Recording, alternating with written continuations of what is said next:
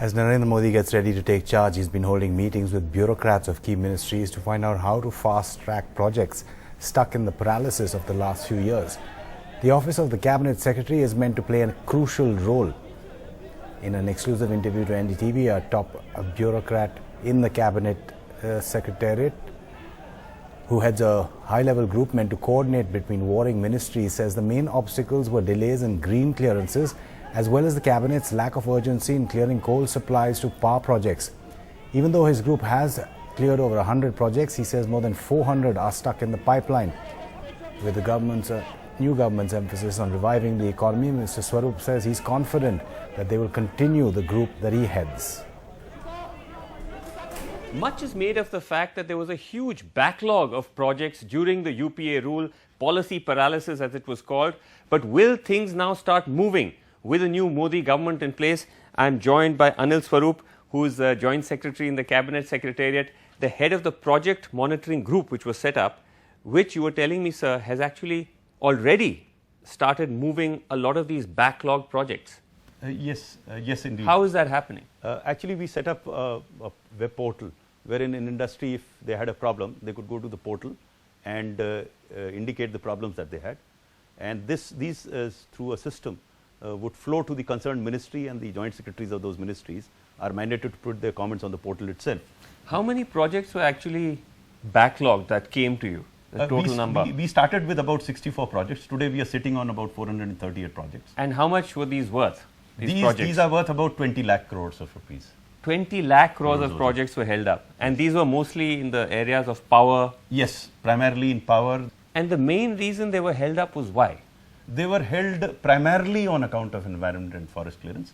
42% of the issues relate to environment and forest. Were these legitimate reasons to hold them up, or were they just simply being held up for other reasons? No, variety of combination of factors that led to it, and through the discussions that we had in the subgroups, we discovered what these reasons were, and we could push the ministries to take a decision to get these clearances, consequent to which about 150 projects entailing an investment of about 5.3 lakh crores have been cleared.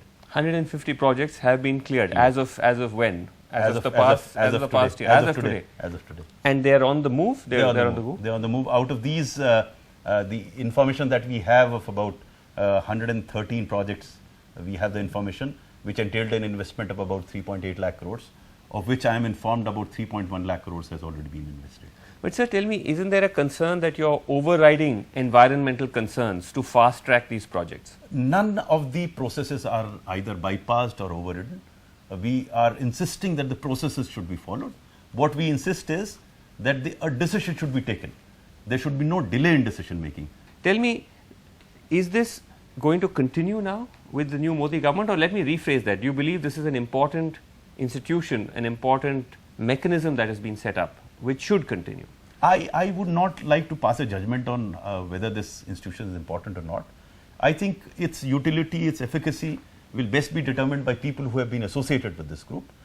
Best to answer would be the industry itself, the industrial organizations. They will say if it has been efficacious, if it been able to deliver something on the ground, probably then it would be required to continue. But this is going to be a huge boon to the new government that comes in, because already so many of these projects are on the move, and as you're saying, so much power has already entered the system. I would like to believe that. I think the most encouraging development is the involvement of the state governments. Sir, now tell me, already we are seeing the new Prime Minister designate, he's been holding meetings with a number of top officials, essentially to try and see if there are any pending projects, any projects which are held up.